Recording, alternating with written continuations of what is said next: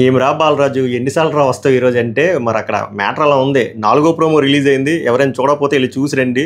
చాలా బాగుంది. మస్తు వేరియేషన్లు కనబడుతున్నాయి రితువక్కలో. అమ్మో, రితువక్క గురించి మాట్లాడాలి. ఇమాన్యుయల్ చూస్తే జాలేస్తుంది. రాము గురించి మనం స్పెషల్ ఎప్రిసియేషన్ మాట్లాడాలి. గట్టిగా ఉంటుంది, బట్ షార్ట్ అండ్ స్వీట్గా ఉంటుంది.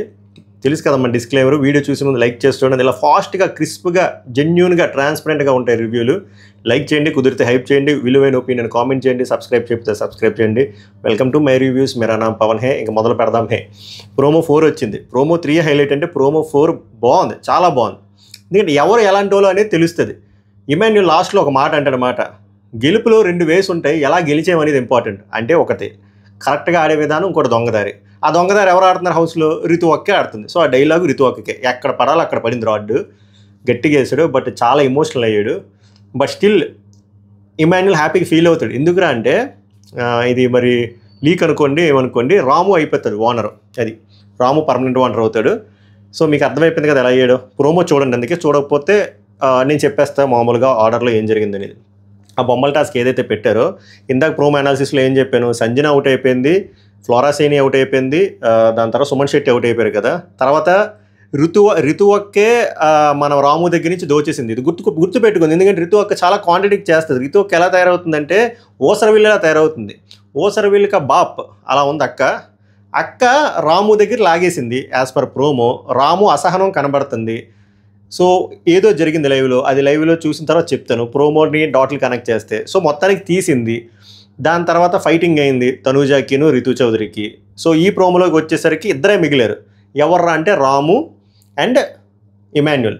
మీరు ప్రోమో 3లో ఇమాన్యుయలే పాపం రాము దగ్గర తీసేసుకుంటే ఇమాన్యుయలే రాముకి కొన్ని బొమ్మలు ఇస్తాడు. దాచుకోరా ప్లీజ్ రా, కష్టపడి ఆడుతున్నావు కదని చెప్పి. ఈ పాయింట్ గుర్తుంచుకోండి.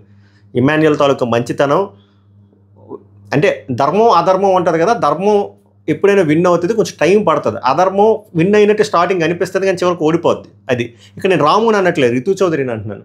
అండ్ ఇమాన్యుయల్ గురించి చెప్తున్నాను. అది సో ఇద్దరు ఉంటారు చివరికి ఫైనల్గా, ఇమాన్యుయల్ అండ్ రాము. వీళ్ళిద్దరిలో నుంచి ఓనర్, పర్మనెంట్ ఓనర్ ఎవరు అవ్వాలని సెలెక్ట్ చేయాల్సింది టెనెంట్స్ ఎంతమంది ఉన్నారు? 5 ఉన్నారు. 5లో మనకు అర్థమైపోతుంది ఏంద్రా అంటే, ఫ్లోరా సైనిని కాసేపు పక్కన పెడితే సంజన గారు ఇమాన్యుయల్కి సపోర్ట్ చేస్తారు, సుమన్ శెట్టి ఇమాన్యుయల్కి సపోర్ట్ చేస్తున్నారు, తనూజ ఇమాన్యుయల్కి సపోర్ట్ చేస్తున్నారు, రితు చౌదరి అక్కకే తెలియాలి అక్క ఎవరికి సపోర్ట్ చేస్తుంది, అక్క కంటెంట్కి సపోర్ట్ చేస్తుంది అన్నమాట. అంటే ఎన్నిసార్లు ఫ్లిప్ చేస్తే అంత కంటెంట్ వస్తుంది అనుకుంటుంది, కానీ చాలా నెగిటివిటీ తెచ్చుకున్నారా మాకు అర్థం కావట్లే. వీకెండ్ ఎపిసోడ్లో నాగార్జున గారు చెప్తేగా నాకు అర్థం కాదు. ఎందుకంటే చాలా నెగిటివిటీ నిన్నటి నుంచి ఆమె అలాగా తవ్వుకుంటూ వెళ్తున్నారు పాతాళ గంగని. ఏందో ఆమె. సో ఆమె ఎవరికి సపోర్ట్ చేశారో ఆ దేవుడికే తెలియాలి. ఫ్లోరా సైనిది నాకు క్లారిటీ లేదు, but end of the day ఆమె కూడా ఏమంటారు ఇమాన్యుయల్కి సపోర్ట్ చేసినట్టున్నారు. సో లాజికల్గా ఎవరు విన్ అవ్వాలి, ఎవరు సెలెక్ట్ చేసుకోవాలి? ఇమాన్యుయల్ సెలెక్ట్ చేసుకోవాలి, ఇమాన్యుయల్ ఓనర్ అవ్వాలి. కానీ అక్కడ ఏమవుతుంది మధ్యలో అక్క ఏమంటుంది మీకు చెప్తా. డైలాగులు బాగుంటాయి, చిన్న డైలాగులే ఉంటాయి, ప్రోమోయే కదా. So tenants concept, tenants select చేయాలి. 5 టెనెంట్స్, వీళ్ళిద్దరిలో ఒకరు సెలెక్ట్ చేయాలి. వాళ్ళు పర్మనెంట్ ఓనర్ అవుతాడు. రాము అవుతాడు. ఎలా అయ్యాడో మాట్లాడదాం. రితు ఏమంటుందంటే, I want Ramu to be owner అన్న అని ఎవరు అంటుంది అంటే అక్కడ సుమన్ శెట్టిని అంటుంది. ఎందుకంటే భరణి ఆల్రెడీ ఓనర్ అయిపోయారు కాబట్టి ఇంకా అక్కడ ఎవరు మగోళ్ళు లేరు. ఎవరిది ఎక్కువసార్లు తీసుకోవడం ట్రై చేశారు అప్పుడు అంటే ఏం చెప్తుందంటే, నాకు రాము ఓనర్ అవ్వాలని ఉంది, ఎందుకంటే రాము బాక్స్లో నుంచి ఎక్కువసార్లు ట్రై చేశారు కదా, సో రామునే మనం ఓనర్ కింద పెట్టాలి అని చెప్పి రితు వర్షన్. అప్పుడు తనూజ అంటే అలా అయితే తన మధ్యలోనే గివప్ ఇచ్చారు కదా. ఎగ్జాక్ట్లీ దానికి రీజన్ 190 ఉండొచ్చు, బట్ గివప్ ఇచ్చాడు. ఇమాన్యుయల్ గివప్ ఇవ్వలేదు. గివప్ ఇవ్వకుండా ఇమాన్యుయల్కి ఏం ఆడుతున్నాడు, రాముకి హెల్ప్ చేశాడు, మిగిలిన వాళ్ళు కూడా హెల్ప్ చేస్తున్నాడు. సో ఇద్దరిలో ఎవరు బెటరు? అండ్ మిగిలిన టాస్క్లో కూడా ఇమాన్యుయల్ ఆల్మోస్ట్ చాలా ఫైట్ ఇచ్చాడు. మొన్న టాస్క్లో మరి దారుణంగా అన్ఫేర్గా మనీష్ తీసేశాడు, అక్కడ కెప్టెన్ అవ్వలేదు. నిన్న టాస్క్లో కష్టపడ్డాడు గొడ్డులాగా, సక్సెస్ లేదు. ఈ రోజు ఆట కష్టపడ్డాడు, సక్సెస్ లేదు. కానీ ఫీల్ అవ్వకు బ్రదర్, చెప్పాను కదా ధర్మమే గెలుస్తుంది, కొంచెం టైం పడుతుంది అంతే. ఆడియన్స్ ఏం చూస్తారంటే మన ఇంటెంట్, ఇలాంటి రితు చౌదరి లాంటి వాళ్ళు ఎలా బిహేవ్ చేస్తున్నారు, ఇవన్నీ ఆడియన్స్ కన్సిడరేషన్లో తీసుకుంటారు. ఎందుకంటే వాళ్ళందరూ చాలా ఎమోషనల్ అవుతారు.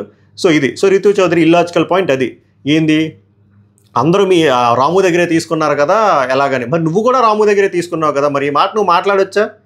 ఈ మొదల మాటలు నువ్వు మాట్లాడొచ్చా అక్క? మాట్లాడకూడదు కదా. మరి ఎందుకు మాట్లాడుతున్నావు అంటే నువ్వు కంటెంట్ కోసం మాట్లాడుతున్నావు. ఎందుకు మాట్లాడుతున్నావు అంటే నీకు ఇమాన్యుయల్ అంటే పడట్లేదు. ఎందుకు మాట్లాడుతున్నావు అంటే నువ్వు ఇమాన్యుయల్ బాధ పెట్టేసి రాముని ఏదో రాము దగ్గర నువ్వు మంచిదాన్ని అన్నట్టు కటింగ్ ఇచ్చారు. అది అంతకుమించి ఏం లేదు. ఇమాన్యుయల్కి రితు చౌదరికి పడట్లేదు. It's very clear. ఇమాన్యుల్ బాధపడుతున్నాడు, బట్ ఈమె కోపంతో చేస్తుంది. చాలా డిఫరెన్స్ ఉంది బాధకి కోపంకి, ఆరు ద్వేషంతో చేస్తుంది. ఆయన బాధపడుతున్నాడు, ఎందుకు ఇలా చేస్తుంది, బయట నా ఫ్రెండే కదా, ఇక్కడ కూడా బాగానే ఉంది కదా, నేనేమి తప్పులు చేయలేదు కదా, ఆమె తప్పులు చేస్తుంది కదా, తప్పులు చేసి నన్ను బ్లేమ్ చేసి నన్ను ఎందుకు బాధ పెడుతుంది అనేది ఆయన వర్షన్. ఈమె వర్షన్ ఈ దేవుడికే తెలియాలి, పుట్టించిన దేవుడికే. అది సో రితు చౌదరి ఏమంటుందంటే, మీరు రితు అంటది, మీరు రామ్ అన్నప్పుడు రామ్ బొమ్మలు ఎందుకు తీస్తున్నారు ఇప్పటి వరకు అని. అదే అంటనా, సరే అక్కడ కట్ చేస్తారు, ఎందుకంటే అది ప్రోమో కాబట్టి లైవ్లో ఏం డిస్కషన్ ఏం తెలియదు, లేకపోతే వదిలేద్దాం, రితు చౌదరి కాసేపు పక్కన పెడితే పాప రాము కూడా అమ్మాయికి ఇన్నోసెంట్ చాలా కష్టపడ్డాడు కాబట్టి ఇద్దరు వర్తే కాబట్టి వీళ్ళిద్దరూ మంచోలే కాబట్టి వీళ్ళిద్దరిలో ఎవరు వెళ్ళినా కూడా పనికొస్తారని ఆ డీల్ అనుకున్నారేమో. అనుకున్న తర్వాత వెంటనే మళ్ళీ ఫ్లిప్. అంటే ఏంటి, ఏం ప్రూవ్ చేద్దామని, అంటే నువ్వు లాయర్ అని చెప్దాం అనుకుంటున్నావా, లేకపోతే లాజికల్ క్వశ్చన్స్ అడుగుతున్నావా ఏంటి, అది ఆ ఓసర్ వీలు కనబడింది నాకు. ఇప్పుడు వరకు రాము కావాలంది, ఇప్పుడు వచ్చేసిన తర్వాత రాముని ఎందుకు సెలెక్ట్ చేస్తున్నావు అంటది. నాకు for the first time Bigg బాస్లో, అంటే అగ్ని పరీక్షలో వీళ్ళు నచ్చారులేండి, for the first time Priya and Sreeja నాకు పాజిటివ్గా అనిపించారు. చాలా బలంగా మాట్లాడారు, చాలా బలమైన పాయింట్లు పెట్టారు. మీకే స్టాండ్ లేదు, అసలు డెసిషన్ మేకింగ్ లేదని వీళ్ళిద్దరు పర్ఫెక్ట్. వాళ్ళిద్దరు combination for the first time నాకు పాజిటివ్గా అనిపించింది, మనసుకి హాయిగా అనిపించింది. అమ్మయ్య వీళ్ళు నాకు ఒక పాజిటివ్ యాంగిల్ కనబడిందిరా అని. దేవుడి దేవాల రితు వల్ల వీళ్ళిద్దరు నాకు పాజిటివ్ కనబడ్డారు. ఎంతమందికి వాళ్ళిద్దరు పాజిటివ్ కనబడ్డారు చెప్పండి నాకు. నిజంగా మంచి క్వశ్చన్లు అడిగారు ఇద్దరు, కరెక్ట్గా అడిగారు ఇద్దరు. సో అప్పుడు శ్రీజ ప్రియా ఏమంటుందంటే, మరి ఎంతసేపు రామ్ కోసం గొడవ పడ్డావు, ఇప్పుడు రామ్ అంటే వద్దంటావు ఏంటి. ఎగ్జాక్ట్లీ మై పాయింట్ అదే కదా. ఎందుకంటే ఆమె కంటెంట్ క్రియేట్ చేద్దాం ఫిక్స్ అయింది, చేస్తుంది. ఇమాన్యుల్ బాధ పెట్టాలి, చేస్తుంది. తర్వాత రితు వచ్చేసరికి, నీ ప్రాబ్లం ఏంటి ప్రియా, మేము మాట్లాడుకుంటున్నామంట. నువ్వు ఏమైనా గుసగుసలు మాట్లాడుకున్నావు, గట్టిగా మాట్లాడినప్పుడు వాళ్ళకి వినబడుతుంది. వాళ్ళకి చివరి డెసిషన్ వాళ్ళు తీసుకోవాలి. వాళ్ళు అడిగిన క్వశ్చన్లు ఏమైనా ఇల్లాజికల్ క్వశ్చన్ ఉందా, నీ రీజనింగ్ నీ ఆన్సరింగ్ ఇల్లాజికల్గా ఉంది, దానికి మళ్ళీ మేము మాట్లాడుకున్నాం ఏంటి, నువ్వు మళ్ళీ వాడితో కరెక్ట్గా ఏమైనా మాట్లాడుతున్నావు అంటే అడి తిప్పి కాంట్రాడిక్ట్ చేస్తున్నావు మీ వాళ్ళతోనే. తర్వాత ప్రియా అంటది, డెసిషన్ మేకింగ్ ఏం లేదు తెలుసు అంటే. పర్ఫెక్ట్, ఎగ్జాక్ట్లీ డెసిషన్ మేకింగ్ లేదు, వెరీ కన్ఫ్యూజింగ్ సోల్. శ్రీజ అంటే ఒక స్టాండ్ లేదని చెప్తున్నా, కరెక్ట్. ప్రాపర్ స్టాండ్ ఎక్కడ ఉంది, నువ్వే రాము బొమ్మలు దొబ్బేస్తావు, తర్వాత నీ ఆట అయిపోయింది, తర్వాత నువ్వే రాము కావాలంటావు, తర్వాత వాళ్ళు అగ్రీ చేసి రాము కావాలంటే నువ్వే ఇప్పుడు రాము బొమ్మలు మీరు తీసి ఇప్పుడు ఎందుకు రాము పేరు చెప్తారంటావు. అసలు ఏం కావాలక్క నీకు, ఏం కావాలి చెప్పు. చిప్పేమన్నా దొబ్బిందని నిన్న నైట్ బాత్రూంలో పడిపోయి ఏదేదో బిహేవ్ చేస్తున్నావు. ముందు ఆ పవన్ కళ్యాణ్తో మాట్లాడడం మాని. తర్వాత రితు అంటది, శ్రీజ నేను నీతో మాట్లాడటం లేదు, మేము మాట్లాడుకున్నాం, వెరీ గుడ్. అప్పుడు అయిపోయింది. తర్వాత ఇమాన్యుల్ అంటాడు, అంటే అక్కడ ఏదో డైలాగ్ వేసింది, ఇమాన్యుల్ ఏం ఆడాడు అన్నట్టు. ఇమాన్యుల్ ఏమంటాడు, ఏం ఆడాడు ఇమాన్యులా, ఏమి ఆడకుండానే ఇక్కడ వరకు వచ్చానని చెప్పి చాలా ఎమోషనల్ అవుతాడు. తనూజ ఏడిసేస్తుంది, సుమన్ శెట్టి కూడా ఎమోషనల్ అవుతారు, మనకు అది కనబడుతుంది. మా బీజిఎం కూడా గట్టిగా యాడ్ చేశాడు. నేను ఓన్గా గేమ్ ఆడితే చెప్తున్నా, ఇక్కడ పీసులు అయిపోతాయి బాల్ అన్ని, బాక్స్లో ఒక్కటి ఉండదు. ఎగ్జాక్ట్లీ మనోడు కాకుండా నిన్న కూడా డెమాన్ పవన్కి ఏడుస్తూ ఏం చెప్తాడంటే, నేను ఓడిపోయినందుకు కాదురా, నాకు మా దాంట్లో ఒకరు ఓనర్ అవ్వాలి, ఓనర్ అయితే మా దాంట్లో ఉన్న లేడీస్కి కొన్ని నేను చేద్దాం అనుకున్నాం, పెద్దవాళ్ళు ఉన్నారు వాళ్ళకి చేద్దాం అనుకున్నా, అంతే. సో నువ్వు కూడా బయాస్డ్గా ఉండక అన్బయాస్డ్గా ఉండని ఎమోషనల్ అవుతాడు.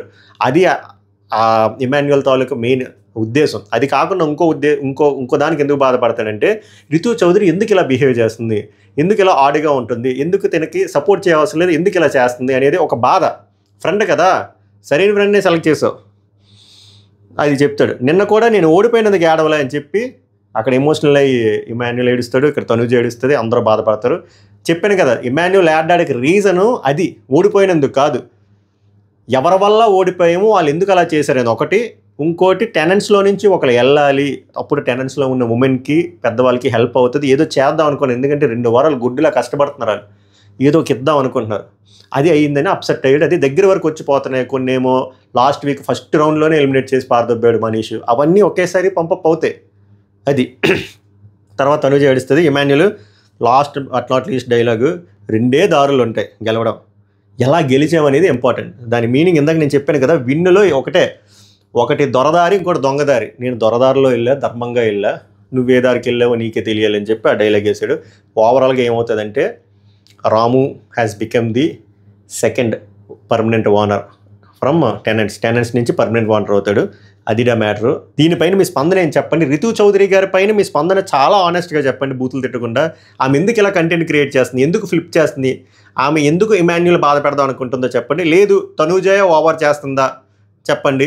నాకైతే తనూజ ఎక్కడ ఓవర్ చేసినట్టు అనిపించలేదు. Tanuja has taken right stand అనిపించింది. ఇమాన్యుయల్ బాధలో కరెక్టా ఉందా లేదో చెప్పండి. రాము డిజర్వ్డా కాదా టు బికమ్ ఎన్ ఓనర్ కూడా చెప్పండి. For the first time Priya Sreeja మాట్లాడిన దాంట్లో నాకు అర్థం ఉంది, చాలా సెన్సిబుల్గా అనిపించింది. అది కరెక్టా కాదో కూడా చెప్పండి. సభకు నమస్కారం. మళ్ళీ మెయిన్ ఎపిసోడ్ రివ్యూలో కలుద్దాం. ఎందుకంటే ఈరోజు 5 ఎపిసోడ్లు వస్తే డైరెక్ట్గా మెయిన్ ఎపిసోడ్ రివ్యూలో కలుద్దాం. అంతవరకు ఇది ఆస్వాదించండి. ధన్యవాద్. హే.